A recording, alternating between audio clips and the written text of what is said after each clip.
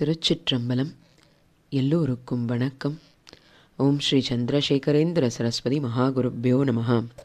ஓம் ஸ்ரீ வல்லபாம்பிகா சமேத ஓம் ஸ்ரீ மகா கணாதிபதையே நமஹ. வேதம் வேண்டாம், சகல வித்தை வேண்டாம், கீத நாதம் வேண்டாம், ஞான நூல் வேண்டாம், ஆதி குரு புகழை மேவுகின்ற கொற்றவன் தாழ் போற்றும் திருப்புகழை கேளீர் தினம். இன்னைக்கு நம்மளுடைய இந்த தினம்தோறும் திருப்புகழ் அப்படின்ற தலைப்பில் 10வது நாள். இந்த 10வது நாளில் நம்ம எந்த ஸ்தலத்தை பற்றி பார்க்க போகிறோம், எந்த திருப்புகழை தெரிஞ்சுக்க போகிறோம் அப்படின்னா, திருச்செங்கோடு, அதாவது நம்மளுடைய ஈரோட்டில் இருக்கக்கூடியதான இந்த திருச்செங்கோடு அப்படின்ற ஸ்தலத்தை பற்றி தான் முதல்ல பார்க்க போகிறோம். அந்த ஸ்தலம் எப்பேற்பட்டது, அங்கே இருக்கக்கூடிய நம்மளுடைய முருகர் எப்பேற்பட்டவர் அப்படின்றதெல்லாம் தான் இன்றைக்கி தெரிஞ்சுக்க போகிறோம். அந்த திருப்புகழையும் சேர்த்து படிக்க போகிறோம். முதல்ல இந்த ஸ்தலத்தை பற்றி பார்க்கலாம். இந்த திருச்செங்கோடு அப்படின்ற ஸ்தலம் முருக பக்தர்களுக்கு ரொம்ப முக்கியம் வாய்ந்தது. அதுவும் இல்லாமல் இது தேவார பாடல் பெற்ற ஸ்தலமும் கூட. இந்த ஸ்தலத்துக்கு நிறைய விசேஷங்கள் சொல்லப்படுது. ஒன்றா பார்த்துட்டே வரலாம். இந்த திருச்செங்கோடை நாககிரி அப்படின்னும் சொல்கிறா. ஏன்னா இந்த திருச்செங்கோடு அப்படின்றது மலை மேலே இருக்கக்கூடிய கோயில். இந்த மலையே ஒரு சர்ப்பத்தோட வடிவில் இருக்குமா. அதனால இந்த நாகதோஷம் இருக்கிறவங்களுக்கு இந்த கோயில் ஒரு கண்கண்ட மருந்து. முதல்ல இங்கே இருக்கிற சிவபெருமானை பற்றி பார்க்கலாம். இங்கே இருக்கிற சிவபெருமானுக்கு லிங்க ரூபம் கிடையாது. ஏன்னா இவருடைய பேர் அர்த்தநாரி அப்படின்றது தான் இவருடைய பேர். ஏன்னா சரிபாகத்தில் அம்பாள் இருப்பா. வலது பக்கம் சிவன், இடது பக்கம் அம்பாள் அப்படின்னு தான் இங்கே சுவாமி இருக்கவே. மூலஸ்தானத்திலே சுவாமி அப்படி தான் இருப்பார். அலங்காரம் பண்ணும்பொழுதும் வலது பக்கம் வேஷ்டி கட்டுவா, இடது பக்கம் புடவை கட்டுவா. ஸோ நீங்கள் சிவன் கோயிலெல்லாம் பார்க்குற மாதிரி இங்கே லிங்கத்தை பார்க்க முடியாது, சிவலிங்கமாக பார்க்க முடியாது. ஆனால் உருவமாக சுவாமியை பார்க்கலாம். ஒரு பக்கம் சிவன், ஒரு பக்கம் அம்பாள் அப்படின்ற மாதிரி பார்க்கலாம். இது தேவார பாடல் பெற்ற ஸ்தலம் அப்படின்னு சொல்லியிருந்தேன் இல்லையா. யாருடைய பாடல்னா திருஞான சம்பந்தருடைய பாடல் பெற்ற ஸ்தலம். எப்படின்னா, ஒரு சமயம் திருஞான சம்பந்தர் தன்னுடைய சிவனடியார்களோட இந்த பக்கம் வரும்பொழுது, இந்த ஸ்தலத்தில் தங்கியிருக்கும் பொழுது அவருக்கு தீராத ஜுரம் வந்துடுது. அந்த ஜுரத்தால் ரொம்ப அவஸ்தைப்பட்டார். தாங்க முடியாத ஜுரம். அப்போது அதை தீர்த்து வைக்கணும்னு இங்கே இருக்கிற சுவாமி பேரில் அவ்வினை கிவ்வினை ஆமென்று சொல்லும் அக்தறிவீர் அப்படின்னு சொல்லி திருநீலகண்ட பதிகம் அப்படின்னு ஒரு பதிகத்தை பாடுறார். அந்த பதிகம் பாடின பிறகு தான் அவருடைய ஜுரமானது தீர்ந்துதான்.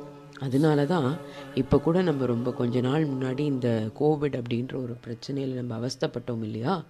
அப்போ கூட அந்த ஜுரம் தீர்ந்து போகணும் அப்படின்னா இந்த பாடலை நிறைய இடத்துல பாடி, தொடர்ந்து பாராயணமாக பாடி அவங்களுடைய ஜுரமானது தீர்ந்து போயிருக்கு.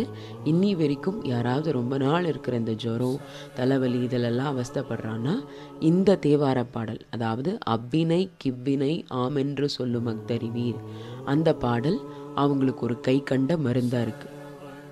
ஸோ இங்கே இருக்கிற சிவபெருமானும் சுயம்பு மூர்த்தி, ரொம்ப முக்கியம் வாய்ந்தவர். இப்போ நம்மளுடைய அழகனை பற்றி பார்க்க ஆரம்பிக்கலாம். அதாவது செங்கோட்டு வேலவன் அப்படின்றது தான் அவனுடைய பேர். எவ்வளோ அழகான பேர் இல்லையா. திருச்செங்கோடு அப்படின்றதுனால செங்கோட்டு வேலவன் அப்படின்னு. எப்போவுமே முருகப்பெருமானுடைய வேல் பார்த்திங்கன்னா அவர் கையில் இருக்கும். அவர் கையில் இருக்கிற அந்த வேலை அவரை விட அது உயரமாக இருக்காது. ஏன்னா முருகனை விட வேல் உயரம் கம்மியாக இருக்கிற மாதிரி தான் பண்ணுவாங்க. கோவில்லையும் வைப்பாங்க. ரொம்ப உயரமாக இருக்குது அப்படின்னா அதை கோயிலுக்கு வெளியே பிரதிஷ்டை பண்ணிடுவாங்க. ஆனால் இங்கே இந்த மூலஸ்தானத்தில் இருக்கிற இந்த முருகன் கையில் பிடிச்சுருக்கிற வேல் அவரை விட உயரமாக இருக்கும். அவர் வலது கையில் வேல் பிடிச்சுருப்பார். அது அவரை விடையே உயரமாக இருக்கும். அது ஒரு அழகு. அப்படின்னா அவருடைய இடது கையில் இருக்கிறது இன்னொரு அழகு. என்னன்னா சேவலை பிடிச்சுட்டு இருப்பார். இப்படி ஒரு முருகனை நம்ம எங்கேயுமே பார்க்க முடியாது. இது அலங்காரம் பண்ணியிருந்தான்னா நமக்கு தெரியாது. ஆனால் அவருக்கு அபிஷேகம் நடக்குது அப்படின்னா அப்போ நம்மளால் அந்த இடது கையில் இருக்கிற சேவலை பார்க்க முடியும். ரொம்ப அழகாக இருப்பார். ஏன்னா இது ஒரு விசித்திரமான அழகு இல்லையா? இடது கையில் சேவலை பிடிச்சிண்டு முருகன் இருக்கிறது ஒரு அழகு இல்லையா? அதை நம்ம அப்போ அழகாக பார்த்து ரசிக்கலாம். இன்னொரு விசேஷம் என்னென்னா, நேத்திக்கு நம்ம திருப்புகழ் பாடுறதுக்கு காரணமாக இருந்த வள்ளிமலை சுவாமிகள் பற்றி சொல்லியிருந்தேன் இல்லையா? அந்த வள்ளிமலை சுவாமிகள் பிறக்கிறதுக்கே இவர் தான் காரணம். எப்படின்னா, இந்த திருச்செங்கோட்டுக்கு பக்கத்தில் தான் இந்த வள்ளிமலை சுவாமிகளுடைய அப்பா சிதம்பர ஜோசியர், அம்மா லக்ஷ்மி அம்மாள், இவங்க 2 பேரும் வாழ்ந்துன்னு வராங்க. அப்போ இவங்களுக்கு ரொம்ப காலம் குழந்தையே இல்லை. குழந்தை இல்லை அப்படின்னு சொல்லி அடிக்கடி நிறைய பிரார்த்தனையும் பண்ணுவாங்க. அப்படி ஒரு நாள் இந்த லக்ஷ்மி அம்மா அவங்க வீட்டில் வேலை பார்த்துட்டு இருக்கும்போது திடீர்னு எங்கேருந்தோ ஒரு பெரிய பாம்பு வந்துதாம். பாம்பு அவங்க முன்னாடி அப்படியே படம் எடுத்து நின்றுதாம். அதை பார்த்த லக்ஷ்மி அம்மா பயந்துட்டு, ஐயோ இந்த பாம்பு நம்மளை ஏதாவது கடிச்சிட போகிறதோன்னு பயந்துட்டு அப்போ அந்த பாம்புக்கிட்ட ஒரு பிரார்த்தனையாக பண்ணுறாங்க. என்னை எதையும் பண்ணிடாத, நானும் என் கணவரும் ஒவ்வொரு அமாவாசையும் செங்கோட்டுக்கு இங்கே இருக்கிற சுவாமியை நாங்கள் தரிசனம் பண்ணுறோம் அப்படின்னு வேண்டிண்டாங்களாம். அந்த பாம்பும் 3 தடவை தரையில் கொத்திட்டு போயிடுச்சாம். ஸோ முருகப்பெருமானே ஆசீர்வாதம் பண்ணிட்டு போயிருக்கார் சர்ப்ப ரூபத்தில். ஏன்னா இந்த மலையே பாம்பு வடிவத்தில் இருக்குன்னு நான் முன்னாடி சொன்னேன் இல்லையா? அதனால்தான் இந்த மலைக்கு பேரே நாககிரி அப்படின்னே சொல்லுவா. ஸோ அப்படி பிறந்தவர் தான் நம்மளுடைய வள்ளிமலை சுவாமிகள். அதனால்தான் வள்ளிமலை சுவாமிகளுடைய இயற்பெயர், அப்பா அம்மா வச்ச பேர் என்னன்னு பார்த்தீங்கன்னா அர்த்தநாரி. இங்கே இருக்கிற சிவபெருமானுடைய பெயரை தான் அவருக்கு வச்சா, அர்த்தநாரி அப்படின்னு வச்சா. ஸோ அவர் பிறக்கிறதுக்கே இங்கே இருக்கிற பெருமானுடைய அனுகிரகம் தான் காரணம். இன்னொரு அதிசயமான தகவல் என்ன அப்படின்னா, ஒரு சமயம் ஒரு நல்ல பாடல் பெற்ற, ஒரு நல்ல பாடல்லாம் பாடத் தெரிந்த ஒரு புலவர் ஒருத்தர் இங்கே வந்தாராம். அவர் இந்த மலையை பார்த்து வியந்துட்டு, இவ்வளோ அழகாக இருக்கே இங்கே இருக்கிற மலை, ஆனால் இங்கே இருக்கிற மலையில் இருக்கிற பாம்புகள் ஏன் படம் எடுத்து ஆட மாட்டேங்கிறது அப்படின்னு ஒரு கவிதையை எழுதினாராம். ஏன்னா பாம்புகளுடைய குணமே படம் எடுத்து ஆடுறது தானே. ஆனால் ஏன் இங்கே இருக்கிற பாம்புகள் படம் எடுத்து ஆட மாட்டேங்கிறது அப்படின்னு அவர் வியந்து எழுதிட்டு அடுத்த வரி எழுத முடியாமல் அப்படியே தவிச்சு நின்றாராம். அதுக்கு முருகப்பெருமான் ஒரு சின்ன குழந்தை ரூபத்தில் இங்கே இருக்கிற பாம்புகள் படம் விரித்து ஆடுத்துனா முருகப்பெருமானுடைய மயில் அதை கொத்திண்டு போயிடும். அந்த பயத்தில் தான் இங்கே இருக்கிற பாம்புகள் படம் எடுத்து ஆட மாட்டேங்கிறது அப்படின்னு சொல்லி சொன்னாராம்.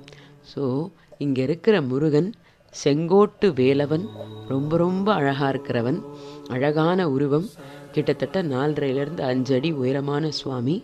நீங்கள் கர்ப்ப கிரகத்தில் போனீங்கன்னாலே அழகாக நின்று தரிசிக்கலாம்.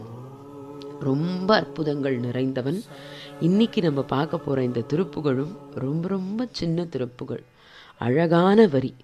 அந்த வரிகளை நம்ம நிறைய தடவை படித்து பழகினோன்னாலே நமக்கு ரொம்ப சுலபத்தில் படிக்க வந்துடும். அதனால் ரொம்ப சின்ன சின்ன திருப்புகளை தான் நான் எடுத்து போட்டுட்டு வரேன். இன்றைக்கி பார்க்க போகிற திருப்புகளும் ரொம்ப சின்னது தான். அதாவது காலன் இடத்து அணுகாதே அப்படின்னு ஆரம்பிக்கக்கூடியதான திருப்புகள்.